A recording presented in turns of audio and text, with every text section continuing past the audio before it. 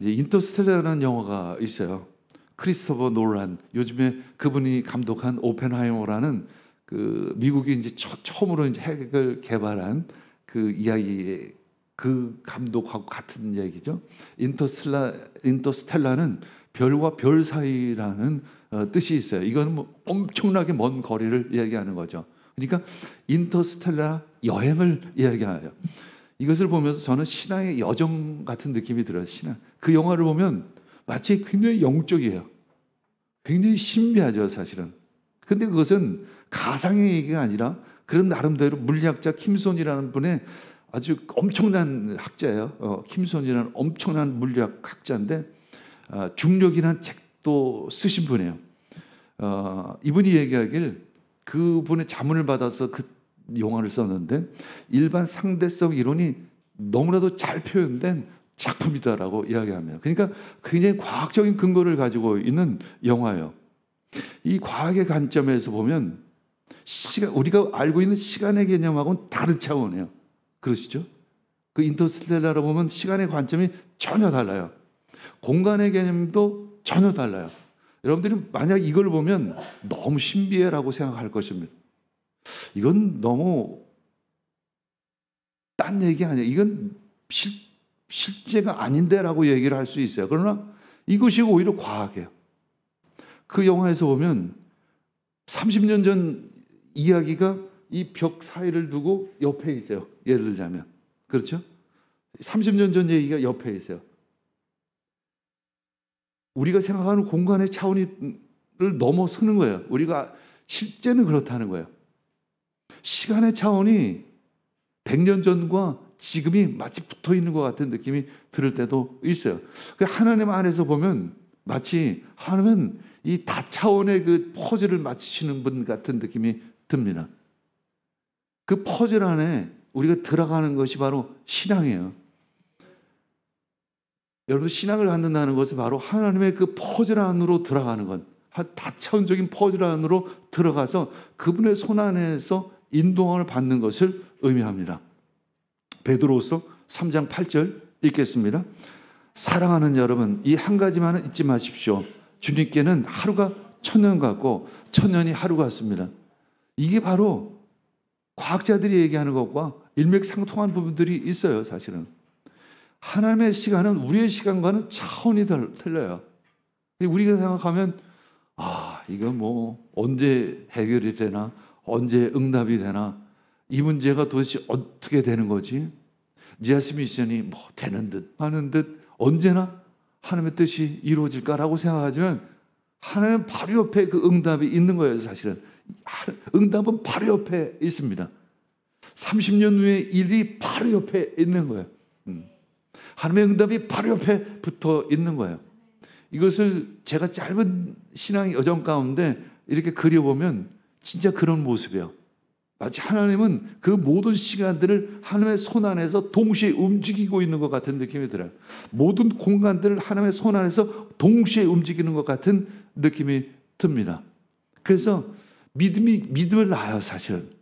그걸 믿지 못하기 시작하면 점점 믿음에서 멀어지기 시작을 하는 것이고, 인간적인 관점으로 보기 시작하면 계속 인간적인 관점 안에서 자기 안에서 머무는 거예요. 자기 지식 안에서 머무는 거예요. 근데 믿음을 갖기 시작하면 그것이 점점 확장되어지고 폭이 넓어지고 그 길이가 깊어지기 시작을 하는 것입니다.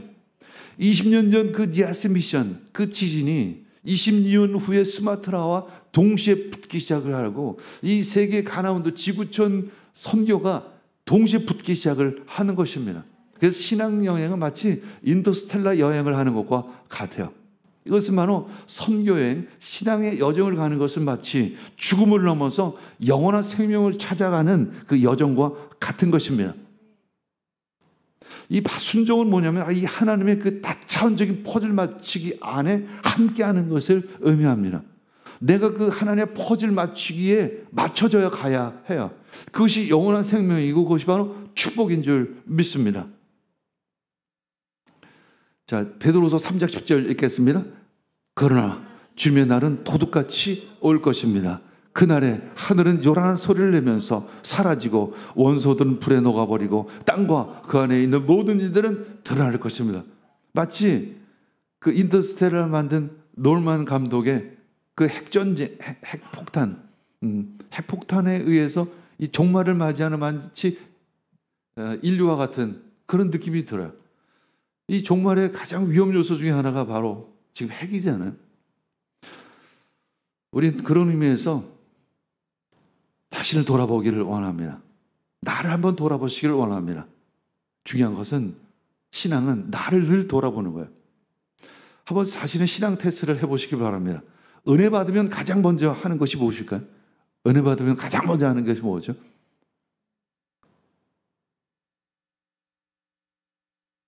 예배입니다. 그리고 예수님을 증거하는 일이고, 그리고 누군가를 섬기는 일이에요. 근데 자칫 은혜 받으면 교회도 판단하기 시작을 해요. 이것은 잘못된 관점이에요. 교회에 대해서 이야기를 하기 시작을 해요. 여러분, 가정에 대해서 이야기할 수 있을까요? 왜 얘기할 수가 없냐면 교회는 너무 오묘해요. 옛날에 제가 20년 전에는 교회에 대해서 많은 이야기를 했어요. 많은 나름대로의 교회가 왜 이래야지, 교회는 저래야지, 교회는 이래야지라고 이야기를 했습니다. 제가 여러분들에게 질문하면 여러분들 가정에 대해서 이야기할 수 있을까요? 정리가 되질 않아요. 우리 집안은 정리가 되질 않아요. 우리 가족들 네 식구가 살아가는데도 이게 상식적으로 정리가 되질 않아요. 이성적으로 논리적으로 정리가 되지 않는 게 집안 식구예요, 이게. 그렇죠? 교회도 마찬가지입니다. 그래서 어려운 것입니다. 그래서 어려워서 여기서 배울 것이 참 많아요. 그래서 우리는 내가 가정을 위해 내가 진짜 가족이다라고 생각하는 순간 어떻게 반응하죠? 그 가족들을 사랑하는 거예요. 가족을 위해서 헌신하는 거지. 가족을 판단하고 비판하기 시작하면 해결이 나질 않아요. 맞는 얘기 해봐야 아무 소용이 없습니다. 집구석에 가가지고. 아내가 뭐라는 줄 알아요? 너나 잘해 그래요. 정답을 얘기하면 아내가 뭐라고 하면 너나 잘해. 그게 우리 집구석의 모습입니다. 교회가 그렇습니다. 제가 20년간 목회를 하면서 결론이 교회는 답이 없다. 교회는 답이 없어요. 그래서 답을 얘기하는 거 보면 아직 어리다. 뭔가 교회에 대해서 얘기해. 참 어리다. 한 목회 한번 20년 해봐라. 공동체에 갈등이 생기면 가장 무엇을 보게 되죠? 누가를 판단해요. 저래서 문제지. 저렇게 해야지. 이렇게 해야지. 가 아니라 교회가 나라고 생각해야 합니다. 나를 돌아봐야 하는 것이죠. 어떤 문제가 딱 닥쳤을 때 교회 생활을 하면서 교회가 내 가정이라고 생각하면 딱 답이 나와요. 교회가 내 가정이다. 교회에 어떤 어려움이 생겼다. 가정에 어려움이 생기면 어떻게 하죠? 사랑하고 헌신하는 것밖에는 없습니다. 아무리 바른 말 얘기해봐요 소용이 없죠. 은혜 받은 바울은 예수님을 증거하기 시작을 합니다.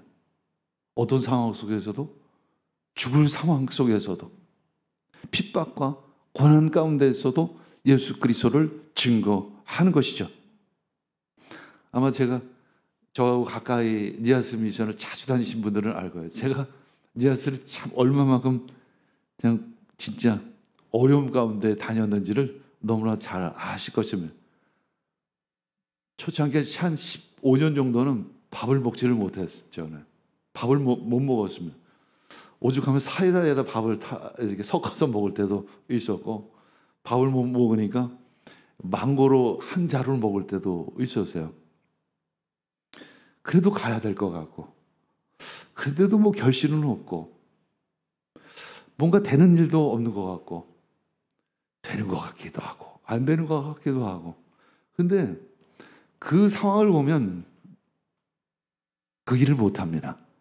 단지 하나님이 하시라고 하셨으니까, 하나님이 부르셨으니까 라는 것, 그리고 예수 그리스도를 어떻게 하면 증거할까, 오직 그거이지 열매나 결과를 보면 시험 들 일밖에 없습니다. 판단할 일밖에는 없는 거죠. 은혜 받으면 모든 판단을 내놓게 돼요. 모든 생각을 어느 순간 내놓게 됩니다. 그리고 하나님의 뜻을 구하는 것입니다. 더군다나 이제 바울 사도는 로마에 가서 복음을 전하리라. 저는 그 마음이 전해져요. 로마에 가서 복음을 전하리라. 그것을 봐, 로마는 지금 당시에 모든 이 세계를 지배하고 있는 나라입니다. 로마 그 중심에 로마 황제가 있어요. 내가 로마 황제를 만나리라. 로마 황제를 만날 수 있는 방법은 없어요. 어떻게 로마 황제를 바울이 아무리 그 대단한 바울이라고 할지라도 만날 수 있겠어요. 근데 기회가 찾아온 거예요. 자기가 죄수의 몸으로 재판을 받기 시작하는 거예요. 그러면 내가 상소하겠습니다. 그리고 로마 황제에 가서 내가 재판을 받겠습니다. 그렇게 해서라도 바울 사도는 로마를 향하는 것입니다. 사도행전 28장 15절 말씀, 사도행전 28장 15절 말씀 읽겠습니다. 거기 신도들이 우리 소식을 듣고서 아편 광장과 트레스 마을까지 우리를 맞으러 나왔다. 바울은 그들을 보고 하나님께 감사를 드리고 용기를 얻었습니다. 형제들의 그 위로와 격려가 필요하죠. 제가 니아스 미션을 지금까지 감당할 수 있었던 또 하나의 이유가 뭔지 아십니까? 우리가 함께 했기 때문에 가능했어요. 만약 내가 혼자 있었다라고 하면 여러분들 없이 우리 하나님과 공동체 없이 내가 혼자 했다라고 하면 불가능한 일이었습니다. 함께 하면서 서로 격려하고 위로하고 함께 기도하는 힘이 있었기 때문에 감당할 수 있었던 것이죠. 바울은 참 힘이 들었겠죠. 더군다나 오다가 이제 배가 거의 파손될 상황 가운데 있다가 결국 멜리데 섬, 몰타 섬이라는 데 이제 오게 되고 상륙하고 참 어렵게 지금 이곳까지 온 것입니다. 몸은 너무나도 지쳐 있겠죠. 피골이 상접해 있겠죠. 먹을 것도 제대로 못 먹었습니다. 죽음의 그 순간을 넘어섰던 그 바울이었습니다. 그러나 그 성도들을 보니까, 함께하는 성도들을 보니까 그 성도가 누구죠? 그래서 자신이 복음을 전해서 예수 그리스도를 믿게 된 그 성도들을 보니까 다시 힘이 나기 시작을 하는 것입니다. 기뻐하며 하나님께 감사를 올려드립니다. 그 길은 이 로마 장군이 전쟁에서 승리를 하면 승전가를 부르며 개선 행진했던 그 길이에요. 지금 여기서 보면 서울로 보면 서울에서 마치 한 성남 정도, 분당 정도 되는 거리입니다. 거기서부터 이제 말을 타고 개선 장군처럼 들어오는 그 행선 길이에요. 그 길을 이제 바울 사도와 그 일행은 영적인 승전가를 마음으로 부르며 그 길을 오르는 것입니다. 그리고 로마 황제에게 달려가는 것이죠. 왜 로마 황제에 달려가요? 외형적인 것은 재판을 받기 위해서이지만 바울 사도의 마음은 그 재판을 통해서 복음을 전하리라 라는 그 뜨거운 마음이 그 안에 있었던 것입니다. 사도행전 28장 20절 읽겠습니다. 이런 까닭으로 나는 여러분을 뵙고 말씀드리려고 여러분을 오시라고 청한 것입니다. 내가 이렇게 쇠사슬에 매어 있는 것은 이스라엘의 소망 때문입니다. 바울 사도가 이제 거기 도착하자마자 가장 먼저 누구를 부를까요? 이방인의 사도임에도 불구하고 유대인들을 가장 먼저 불어요. 바울 사도는 늘 유대인들에게 핍박을 받아요. 늘 고난을 받아요. 늘 공격을 받고 죽을 위임까지 놓입니다. 그럼에도 불구하고 바울 사도는 자신이 유대인이라는 것을 잊지 않아요. 첫째는 유대인이요, 그 다음은 헬라인이라. 늘 그 원칙이에요. 그게 선교의 원칙이었습니다. 그래서 그들을 설득하는 것입니다. 내가 사실 여러분들을 고소하기 위해서 이곳에 온 것이 아니라 우리 동족들이 나를 고소했기 때문에 어쩔 수 없이 이곳에 올 수밖에 없었습니다. 그리고 내가 이렇게 쇠사슬에 매여 있는 것은 바로 뭐 때문에요? 이스라엘의 소망. 이 소망이 무엇이냐면 구원인 거예요. 구원. 영원한 생명. 부활하신 예수님이 그 일을 이루셨다라는 그 메시지를 전하기 위해서 이 로마까지 내가 오게 되었습니다. 나는 도대체 어떤 쇠사슬에 매어 있습니까? 나는 어떤 쇠사슬에 매어 있습니까? 혹시 돈에 매어 있는 거예요? 어떤 세상에 어떤 곳에 매어 있지는 않으십니까? 그것으로부터 자유하시기를 원합니다. 질병으로부터 자유해지기를 축복합니다. 돈으로부터 자유해지기를 원합니다. 저도 한 30년 전까지는 돈에 대해서 자유롭지를 못했어요. 늘 만나면 하는 얘기가 부동산. 그 당시에도 부동산 얘기였어요. 근데 지금도 부동산 얘기 하더라고요. 부동산 얘기, 뭐 진급 얘기, 뭐 출세 얘기, 뭐 얘기, 뭔 얘기, 뭐 얘기. 한 5가지 그 카테고리가 딱 있잖아요. 그 안에 그 쇠사슬로 묶여있던 사람인데 이제 자유함을 얻었습니다. 단지 그 예수 그리스도 믿는 믿음만이 나를 잡고 있는 것이죠. 이스라엘의 소망은 하나님이 주신 그 약속이에요. 약속. 근데 이 약속이 이미 이루어진 것입니다. 근데 자신의 동포들이 그것을 알지 못하는 거예요. 메시아가 이미 온 것을 우리 유대인들은 믿고 있지를 않아요. 우리 주위에도 그런 사람들이 있습니다. 예수 그리스도께서는 이미 오셨습니다. 그 예수 그리스도를 전해야 하는 것이죠. 바울 사도가 그런 마음이에요. 메시아가 오셨고 구원이 이루어졌고 영원한 생명이 시작이 된 것입니다. 하나님의 나라가 시작이 되는 것입니다. 그 하나님의 나라를 전해야 하는 것이죠. 디모데후서 4장 2절 읽겠습니다. 너는 말씀을 전파하라. 때를 얻든지 못 얻든지 항상 힘쓰라. 아멘. 때를 얻든지 못 얻든지 항상 전하라. 바울사도는 그렇게 말씀하고 있습니다. 바울사도가 늘 복음 전도에 성공한 것은 아니에요.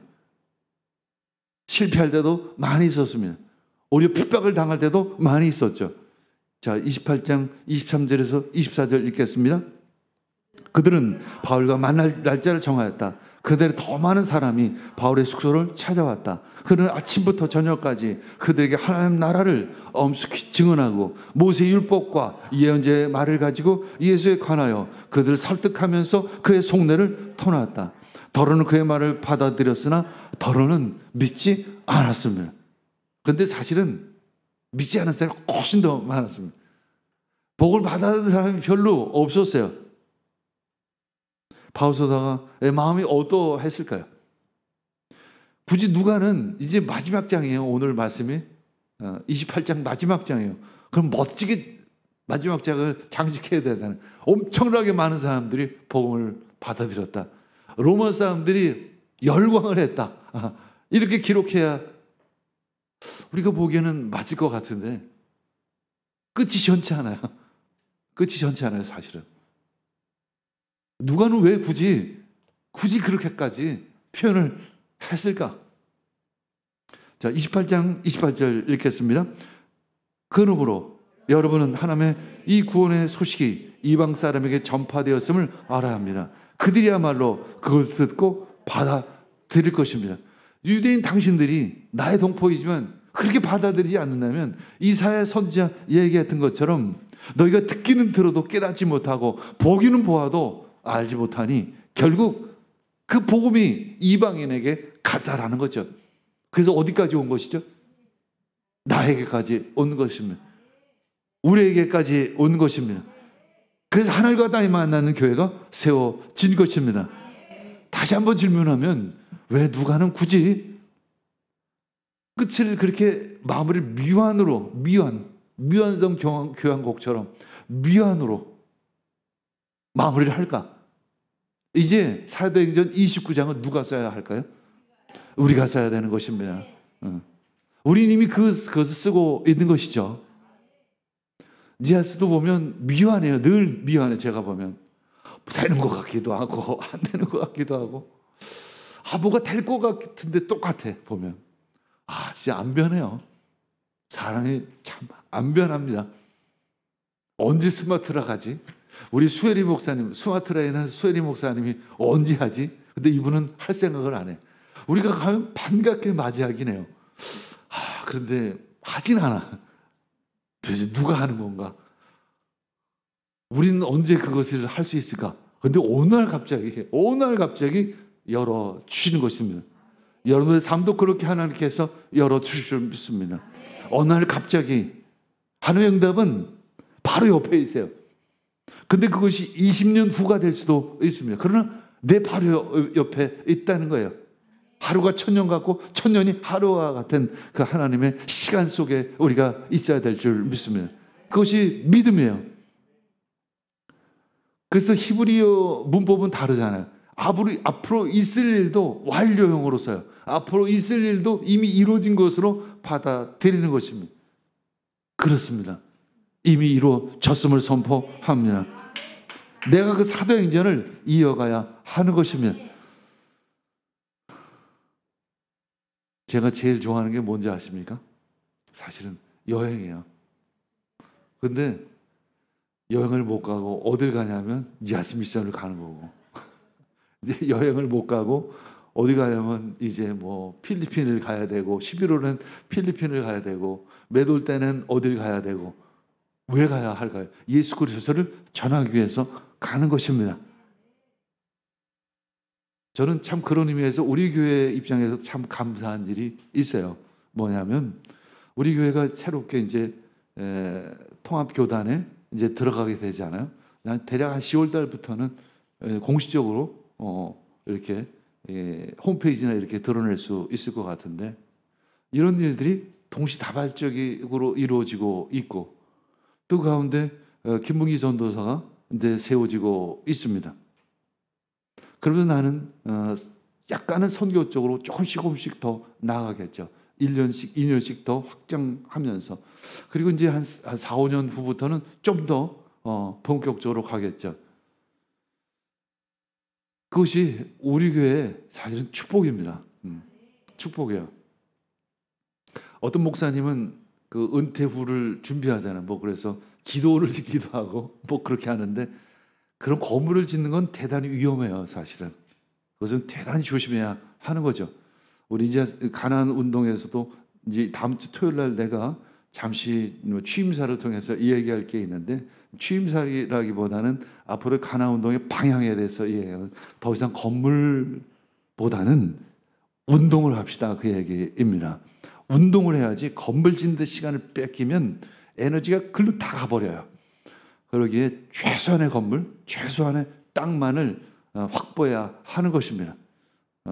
그래서 이제 니아스 가나안 농군학교, 니아스 미션이 하나의 모델이요 샘플이 될 것입니다. 그래서 니아스 가나안 농군학교, 니아스 미션을 그 취임식 때 소개하려고 해요. 우리가 지금까지 이렇게 해왔는데 이것 이렇게 가야 합니다라고 모델로 이야기하려고 합니다. 이제 규모가 큰 것이 뒷전으로 가고 작은 것이 세워지는 것이죠. 과거에는 우리가 너무나도 작아서 인정을 받지를 못했지만 오히려 작은 것이 오히려 큰 것이 되는 줄 믿습니다. 그것이 바로 하나님 나라의 법칙이에요. 여러분들 힘이 없다고 내가 뭐 하지? 라고 생각하지 않으시길 원합니다. 하나님은 작은 자를 들어 쓰시는 줄 믿습니다. 우린 진짜 작은 자였어요, 사실은. 저도 가나안, 여러분들은 잘 모르겠지만 가나안 농군학교, 가나안에서는 굉장히 비주류입니다. 굉장히 비주류예요. 이렇게 되리라고는 상상을 못했습니다. 하나님께서는 작은 자를 들어 쓰시는 줄 믿습니다. 하나님은 여러분들을 쓰시는 줄 믿습니다. 하나님 나라는 그렇게 임하는 줄 믿습니다. 사도행전 28장 30절에서 31절 읽겠습니다. 바울은 자기가 얻은 셋집에서 꼭 2해 동안 지내면서 자기를 찾아오는 모든 사람을 맞아들였다. 그는 아무런 방해도 받지 않고 아주 담대하게 하나님을 전하고 주 예수 그리스도에 관한 일을 가르쳤습니다. 우리는 이웃들에게 하나님의 나라를 전해야 될 줄 믿습니다. 하나님의 나라가 진짜 필요한 시대가 지금인 줄 믿습니다. 현대인들이 신음하고 있어요. 아파하고 있습니다. 그들에게 복음을 전해야 될 줄 믿습니다. 하나님의 나라를 선포해야 될 줄 믿습니다.